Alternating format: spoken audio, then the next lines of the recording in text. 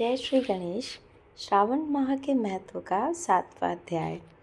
प्रभु बोले, हे संत कुमार, अब मैं अति उत्तम भूम व्रत का वर्णन करूँगा, जिसके अनुष्ठान करने मात्र से वैधव्य नहीं होता है। विवाह होने के पश्चात 5 वर्षों तक यह व्रत करना चाहिए। इसका नाम मंगला गौरी व्रत है। ये पापों का नाश करने वाला है। विवाह के पश्चात प्रथम श्रावण शुक्ल पक्ष में पहले मंगलवार को यह व्रत आरंभ करना चाहिए। केले के खंभों से सुशोभित एक पुष्प मंडल बनाना चाहिए और उसे अनेक प्रकार के फलों तथा रेशमी वस्त्रों से सजाना चाहिए। उस मंडप में अपने सामर्थ्य के अनुसार देवी की सुवर्णमयी अथवा अन्य धातु की बनी प्रतिमा स्थापित करनी चाहिए। उस प्रतिमा को 16 उपचारों से, 16 दुर्वा दलों से, 16 चावलों से तथा 16 चने की दालों से मंगला गौरी नामक देवी की पूजा करनी चाहिए और 16 बत्तियों से 16 दीपक जलाने चाहिए।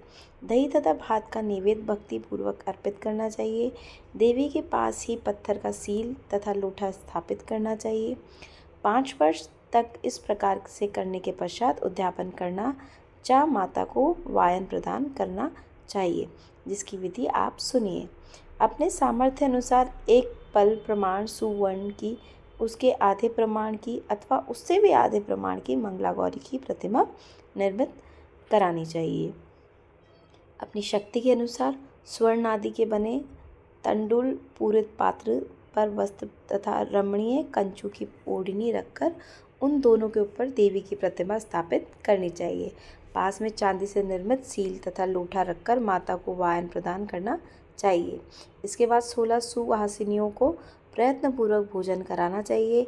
हे विप्र, इस विधि से व्रत करने पर 7 जन्मों तक सौभाग्य बना रहता है और पुत्र पुत्र आदि के साथ संपदा विद्यमान रहती है। हे संत कुमार बोले, सर्वप्रथम इस व्रत को किसने किया था और इसका फल कैसे प्राप्त हुआ? हे शंभु, जिस तरह से मुझे इसके प्रति निष्ठा हो जाए, कृपा करके वैसे ही बताए। प्रभु बोले, हे संत कुमार, पूर्व काल में कुरुक्षेत्र में श्रुति कीर्ति नामक एक विद्वान, कीर्तिशाली, शत्रुओं का नाश करने वाला, 64 कलाओं का ज्ञाता तथा धनुर्विद्या में कुशल राजा हुआ था। पुत्र के अतिरिक्त अन्य सभी शुभ चीज़ें उस राजा के पास थी। अतः वह राजा संतान के विषय में अत्यंत चिंतित हुआ और जब ध्यानपूर्वक देवी की आराधना करने लगा, तब उसकी कठोर तपस्या से देवी प्रसन्न हो गई और उससे यह वचन बोली, हे सुव्रत, वर मांगो। श्रुति कीर्ति बोला, हे देवी, यदि आप मुझ पर प्रसन्न हैं तो मुझे सुंदर पुत्र दीजिए। हे देवी, आपकी कृपा से अन्य किसी भी वस्तु का अभाव नहीं है। उसका ये वचन सुनकर पवित्र मुस्कान वाली देवी ने कहा, हे राजन, तुम अत्यंत दुर्लभ वर मांगा है, फिर भी कृपावश मैं तुम्हें अवश्य दूंगी। किंतु हे राजेंद्र, सुनिए, यदि परम गुणी पुत्र चाहते हो तो वह केवल 16 वर्ष तक ही जीवित रहेगा, और यदि रूप तथा विद्या से विहीन पुत्र चाहते हो तो वह दीर्घजीवो रहेगा। देवी का यह वचन सुनकर राजा चिंतित हो उठा और पुनः अपनी पत्नी से परामर्श करके उसने गुणवान तथा सभी शुभ लक्षणों से संपन्न 16 वर्ष की आयु वाला पुत्र मांगा।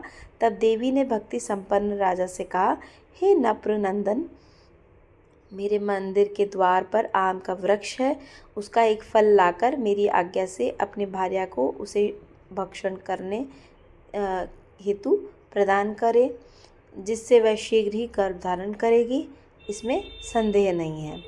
प्रसन्न होकर राजा ने वैसा ही किया और उसकी पत्नी ने गर्भ धारण कर लिया। 10वें महीने में उसने देवतुल्य सुंदर पुत्र को जन्म दिया। तब हर्ष तथा शोक से युक्त राजा ने बालक का जात कर्म आदि संस्कार और शिव का स्मरण करते हुए उसका नाम चिरायु रखा। इसके बाद पुत्र के 16 वर्ष होने पर पत्नी सहित राजा चिंता में पड़ गए और वह विचार करने लगे कि यह पुत्र बड़े कष्ट से प्राप्त हुआ है और मैं इसकी दुखद मृत्यु अपने ही सामने कैसे देख सकूंगा। ऐसा विचार करके राजा ने पुत्र को उसके मामा के साथ काशी भेज दिया। प्रस्थान के समय राजा की पत्नी ने अपने भाई से कहा कि हे कार्पटिक का यह वेश धारण करके आप मेरे पुत्र को काशी ले जाइए। मैंने भगवान मृत्युंजय से पूर्व में पुत्र के लिए प्रार्थना की थी और कहा था कि हे विश्वेश, आप जगतपति हैं, जगतपति की यात्रा के लिए मैं उस पुत्र को अवश्य भेजूंगी। अतः आप मेरे पुत्र को आज ही ले जाइए और सावधानी पूर्वक इसकी रक्षा कीजिएगा। अपनी बहन की ये बात सुनकर भांजे के साथ वह चल पड़ा। कई दिनों तक चलते चलते वह आनंद नामक नगर में पहुंचा।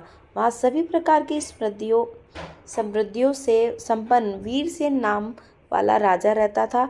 उस राजा की एक सर्वलक्षण संपन्न युवा अवस्था प्राप्त मनोहर तथा रूपाव वर्णमयी मंगला गौरी नामक कन्या थी। सभी उपमानों को तुच्छ करके सौंदर्य अभिवृद्धि को प्राप्त वह कन्या किसी समय सखियों के साथ नगर के उपवन में क्रीड़ा करने के लिए गई हुई थी। उसी समय वह चिरायु तथा उसके मामा वे दोनों भी वहां पहुंच गए और कन्याओं को देखने की लालसा से वही विश्राम करने लगे।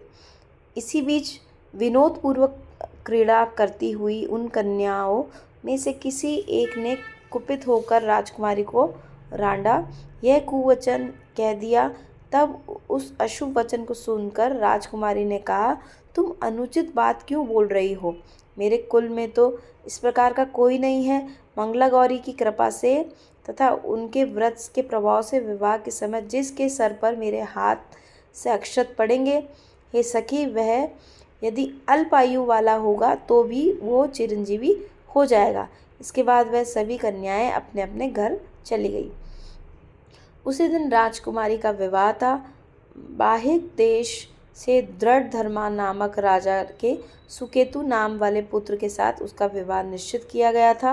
वह सुकेतु विद्याहीन, कुरूप तथा बहरा था।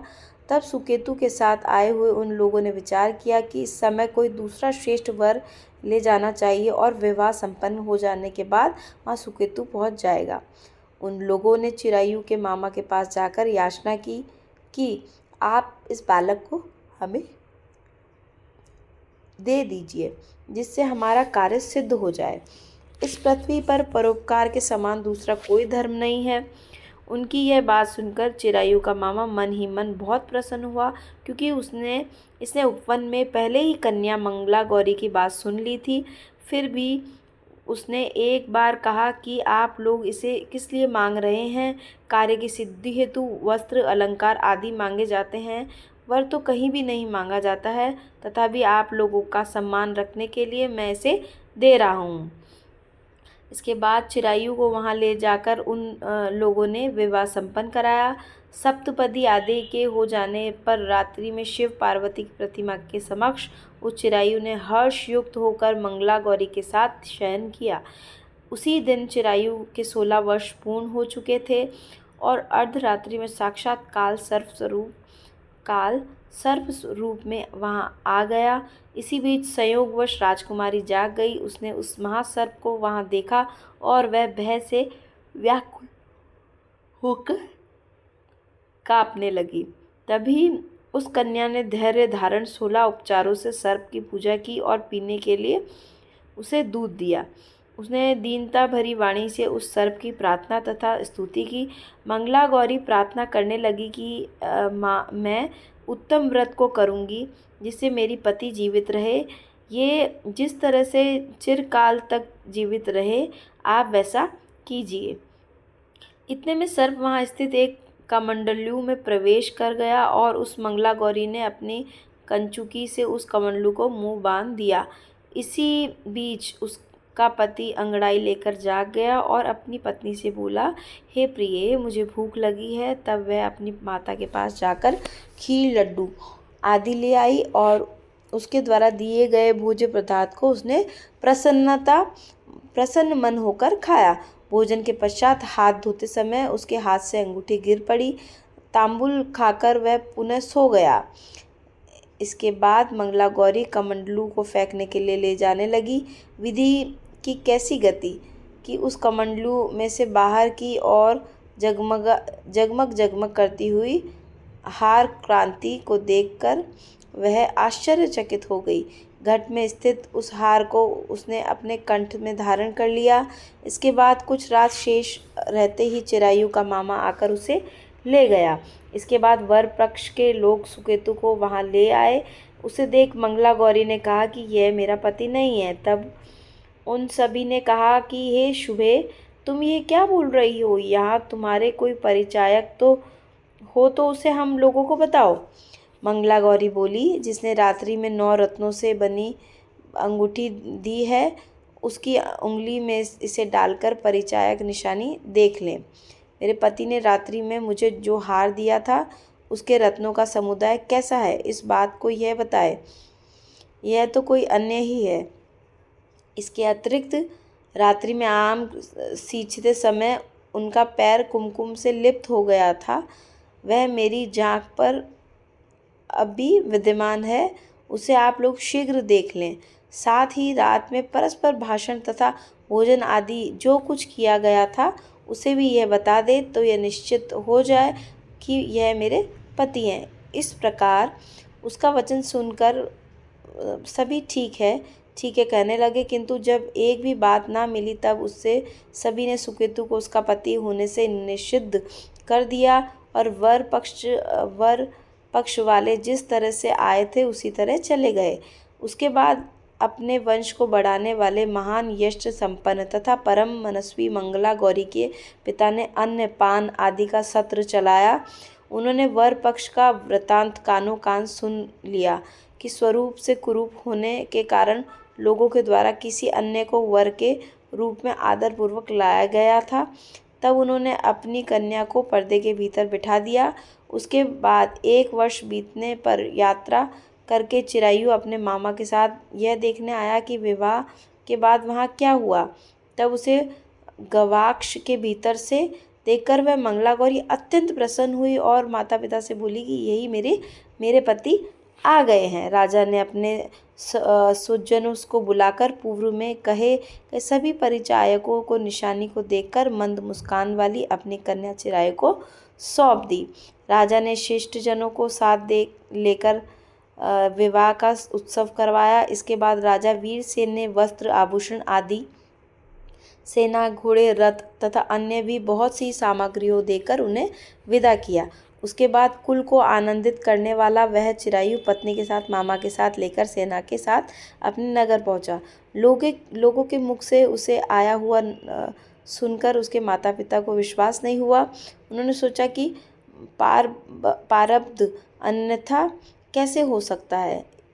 इतने में वह अपने माता पिता के पास आ गया और स्नेह से परिपूर्ण वह चिरायु भक्तिपूर्वक उनके चरणों में गिर पड़ा। तब अपने पुत्र का मस्तक सूंघकर उन लोगों ने परम आनंद प्राप्त किया। पुत्र वधू मंगला गौरी ने भी सास ससुर को प्रणाम किया। तब सास ने उसे अपनी गोद में बिठाकर सारा वृत्तांत शीघ्रतापूर्वक पूछने लगी। हे महामुनि, तब पुत्र वधू ने भी मंगला गौरी के उत्तम व्रत महात्म तथा जो कुछ घटित हुआ था वह सब वृतांत बताया। हे संत कुमार, मैंने आपसे इस मंगला गौरी व्रत का वर्णन कर दिया है। जो कोई भी इसका श्रवण करता है अथवा इसे कहता है, उसके सभी मनोरथ पूर्ण हो जाती है, इसमें कोई संदेह नहीं है। सुत जी बोले, हे ऋषियों, इस प्रकार शिवजी ने संत कुमार को यह मंगला गौरी व्रत बताया है और उन्होंने सभी कार्यों को पूर्ण करने वाला इस व्रत को सुनकर महान आनंद प्राप्त किया है। इस प्रकार श्री स्कंद पुराण के अंतर्गत ईश्वर संत कुमार संवाद में श्रावण महात्व के 7वें अध्याय का पूर्ण हुआ। ओम नमः शिवाय।